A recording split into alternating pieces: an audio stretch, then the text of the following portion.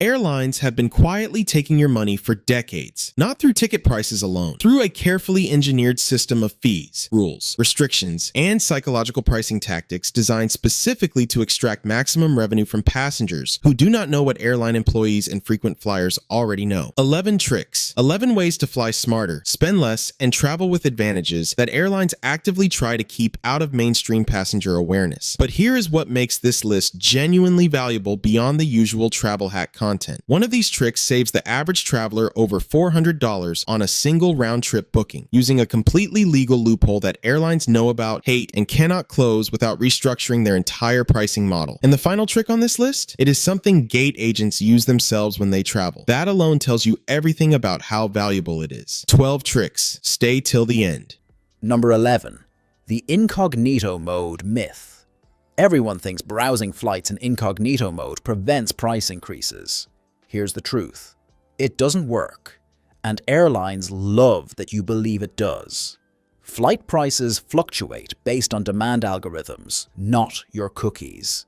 Airlines use sophisticated yield management systems that adjust prices based on remaining seats, time until departure, and historical booking patterns. Your browser history is irrelevant. But here's what actually works. Prices typically drop on Tuesday afternoons and Wednesday mornings. Airlines release sale fares Monday night, competitors match by Tuesday afternoon, and prices spike back up by Thursday. If you're flexible, Tuesday at 3 p.m. Eastern is statistically the cheapest time to book domestic flights. The incognito myth originated from a 2013 travel blog that misunderstood how dynamic pricing works. Airlines never corrected it because passengers wasting time clearing cookies and switching browsers aren't comparison shopping effectively. Confusion benefits the airlines. Number 10. The oversold flight goldmine. When flights are oversold, airlines ask for volunteers to give up seats. But here's what they don't tell you. Federal law requires them to compensate you up to $1,550 if they bump you involuntarily. Here's the secret. Volunteer strategically. When gate agents ask for volunteers, they start with low offers, $300 vouchers, $400 vouchers. But if nobody bites, those offers increase. Wait. Let other passengers accept the early offers. When the flight is truly oversold and they're desperate, offers hit $800, $1,000 cash, plus hotel, plus meals, plus rebooking on the next flight. One passenger in Denver waited out a bidding war and walked away with $200 cash, first-class rebooking, and a hotel suite. But here's the conflict. You need to be genuinely flexible. If you're rushing to a wedding or business meeting, this doesn't work. But if you're traveling for leisure with buffer time, oversold flights are lottery tickets. And there's a darker pattern. Airlines deliberately overbook by 10 to 15% on popular routes because they've calculated that compensation costs are lower than flying with empty seats. They're betting on no-shows. When everyone shows up, passengers become the problem to solve. Number 9. The hidden city. It's nitty ticketing. This is the trick that got a website sued by multiple airlines, and it's devastatingly effective. Hidden city ticketing means booking a flight with a layover at your actual destination, then getting off at the layover and skipping the final leg. Why? Because sometimes flights with connections are cheaper than direct flights. Example. You want to fly Dallas to Chicago. Direct flight costs $420, but Dallas to Minneapolis with a layover in Chicago costs $280. You book the Minneapolis ticket, get off in Chicago, and save $140. Airlines hate this with nuclear intensity. United Airlines sued a passenger in 2014 for doing this repeatedly. They lost the lawsuit, but the message was clear. They'll fight you. Here's why it works. Airline pricing is based on competition, not distance. If Minneapolis is a competitive market, airlines slash prices on routes connecting through there. They're subsidizing your Chicago ticket to compete for Minneapolis passengers. But there are risks. You can only do this with carry-on bags. Checked luggage goes to the final destination. And if the airline catches you doing it repeatedly, they'll ban you or cancel your frequent flyer account. One passenger lost 300,000 miles for hidden city abuse. Use it sparingly. Make it look random. And never do it on the outbound leg of a round trip. They'll cancel your return flight automatically. Number 8. The airline credit card sign-up bonus. Airlines partner with banks to offer credit cards with massive sign-up bonuses. 50,000 miles, 70,000 miles, sometimes 100,000 miles. But here's what nobody tells you. Those miles cost the airline almost nothing while you spend thousands qualifying for them. The economics are insane. Airlines sell miles to banks for 1 to 2 cents each. So a 60,000 mile sign-up bonus costs the bank $600, $1,200. But the bank charges you a $95 annual fee and requires $3,000 in spending within 3 months. They're making $100+ in interchange fees from your spending, covering the bonus cost and profiting. Here's the trick. Sign up for the card. Meet the minimum spend with bills you already pay. Collect the bonus. Use the miles. Then cancel before the annual fee hits year 2. You got free flights. The bank made money. The airline got paid up front. Everyone wins except the system. But here's the darker secret.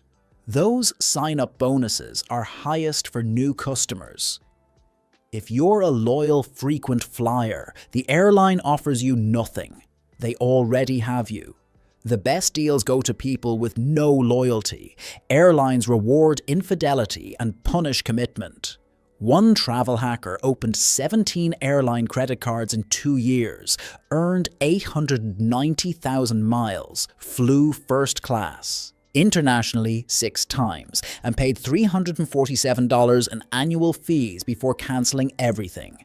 The system is gameable if you're strategic. Number 7. The gate agent lie about upgrades. Gate agents tell you the flight is full, no upgrades available, while standing next to a screen showing 12 empty first-class seats. And there's a calculated reason for this lie. Airlines have complex upgrade priority lists, elite status, full fare tickets, then everyone else. But here's the secret. If nobody on the priority list wants the upgrade, those seats go out for cash at the gate. $100 to $300 for domestic first class, paid on the spot. But gate agents won't announce this. They wait for passengers to ask. Why? Because most passengers don't know it's an option.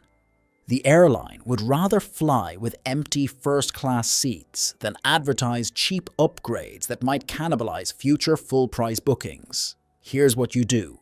Approach the gate agent 45 minutes before boarding and ask directly, "Are there any first-class seats available for purchase?" Don't ask about upgrades, ask about purchase. This triggers a different script. They'll check availability and quote you a price. Success rate is about 30%, but when it works, you're paying $150s for a seat that was sold for $800. And here's the twist. If you're polite and well-dressed, gate agents have discretion to offer lower prices. They're judging whether you look like a first-class passenger. It's classist and subjective, but it's reality. One frequent flyer told me he successfully bought cheap upgrades 40 times by wearing a blazer, making eye contact, and asking confidently. Appearance matters because gate agents have unconscious bias about who belongs in first class. Number 6.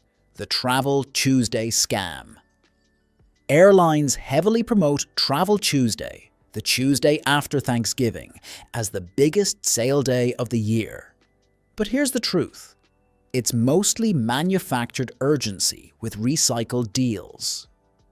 A study analyzed 3 years of Travel Tuesday promotions and found that 73% of sale fares were actually cheaper at some point in the previous 60 days.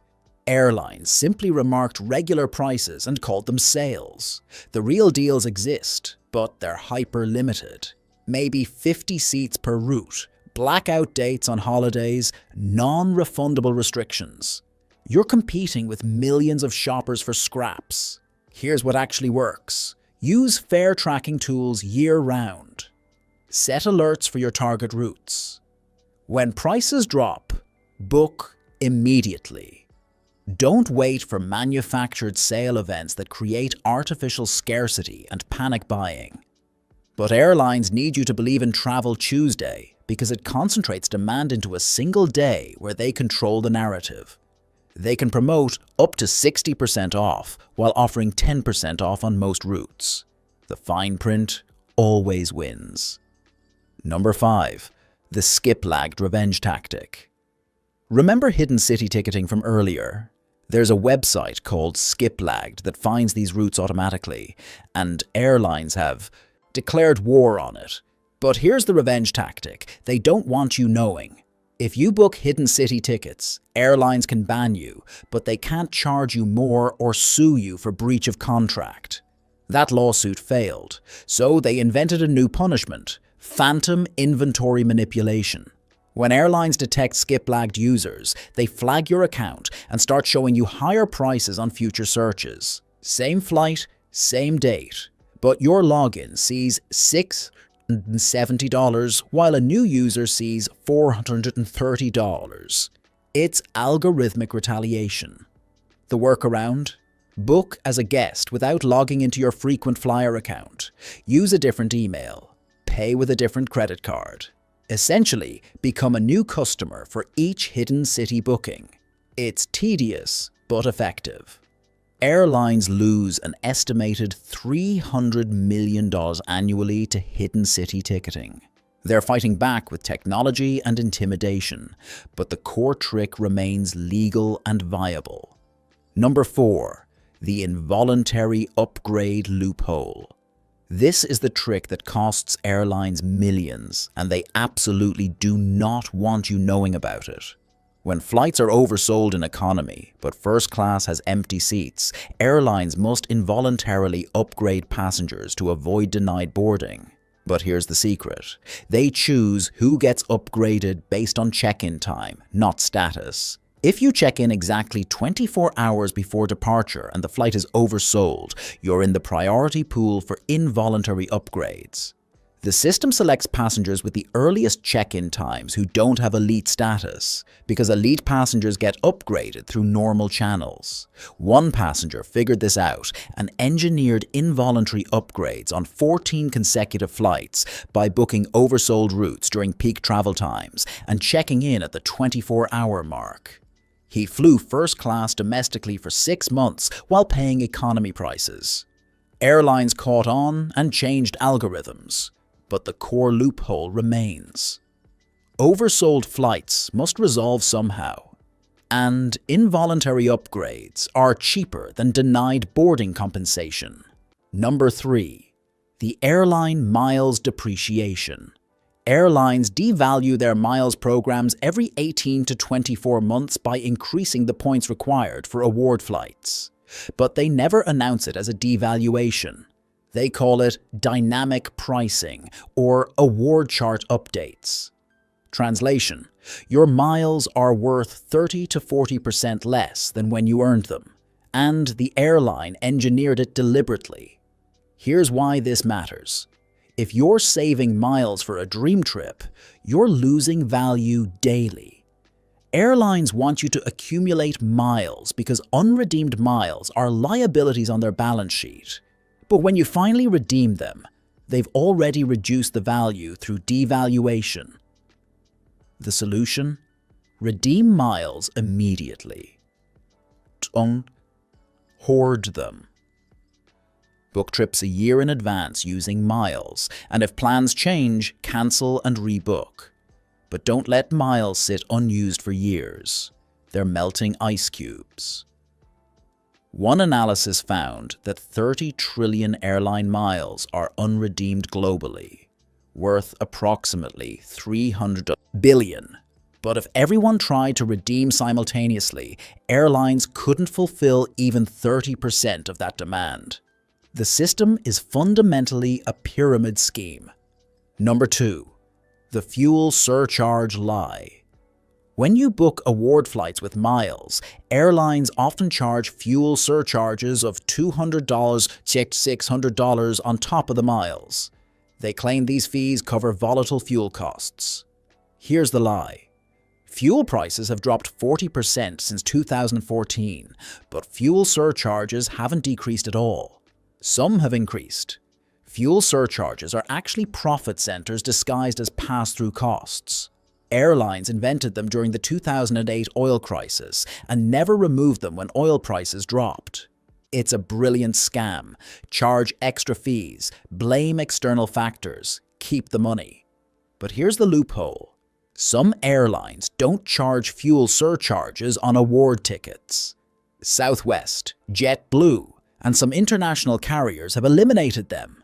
If you're flexible about carriers, you can avoid these phantom fees entirely. One travel expert calculated that fuel surcharges generate $4 billion in pure profit annually for airlines. That's money extracted from passengers under false pretenses, and it's completely legal. But everything we've covered so far is preparation for number 1. Because this final trick is so effective that when it leaked on an aviation forum, 3 airlines' legal teams sent cease and desist letters within 48 hours. It's not illegal. It's not even against airline policies. But it costs them so much money that they'll do anything to keep it quiet. This is the trick that changes everything. Number 1. The split ticketing strategy. This is it. The nuclear option. And once you understand how it works, you'll never book flights the same way again. Split ticketing means booking 2 one-way tickets instead of a round trip, but doing it strategically across different airlines, different booking classes, and different dates to exploit pricing algorithms. Here's why it's devastatingly effective. Airline pricing algorithms assume you're loyal to one carrier or one alliance. They price round trips to maximize revenue from that assumption. But if you split your itinerary across competing carriers, you break the algorithm. Example: round trip from New York to Los Angeles on United costs $520, but New York to LA on United for $180, then LA to New York on Delta for $190 equals $370 total. You just saved $150s by splitting carriers. But it goes deeper. Airlines price outbound and return flights based on demand patterns. Business travelers book Monday outbound, Friday return. Those are expensive. But if you book Tuesday outbound on one airline and Wednesday return on another, you're hitting the lowest demand days on both carriers. One passenger used split ticketing for a year and calculated he saved $4,300 on identical routes compared to traditional round-trip booking. That's real money. But here's why airlines are terrified of this becoming common knowledge. If 20% of passengers started split ticketing, airline revenue algorithms would collapse. They've built billion-dollar pricing systems on the assumption that passengers book round trips on single carriers. Mass adoption of split ticketing would force complete rebuilding of those systems. The risks? If your first flight is delayed and you miss the second flight on a different airline, you're not protected. There's no through ticketing. You've created separate contracts. But if you build in buffer time, the savings outweigh the risk. Airlines can't stop you from doing this. They can't ban you for it. One pilot told me anonymously, "We discuss split ticketing in training as a revenue integrity threat. Management is borderline paranoid about it spreading. If it goes mainstream, airline profitability models break." So there you have it. 15 tricks that airlines have spent millions trying to keep quiet. From seat map manipulation to split ticketing, these strategies exist in the gap between what's legal and what's profitable for airlines. The aviation industry relies on information asymmetry. They know the rules. You don't. And that knowledge gap generates billions in unnecessary fees and charges every year. But now you know. Will airlines eventually close these loopholes? Maybe. But every time they close one, 3 more open up because their pricing systems are too complex to fully control. The game continues. If this video just saved you hundreds on your next flight, smash that like button. Subscribe for more travel secrets that the industry doesn't want you knowing. And drop a comment telling me which trick you're trying first. Because flying smart isn't about loyalty or status, it's about understanding the game better than they think you do. Safe travels. Safe travels. Safe travels.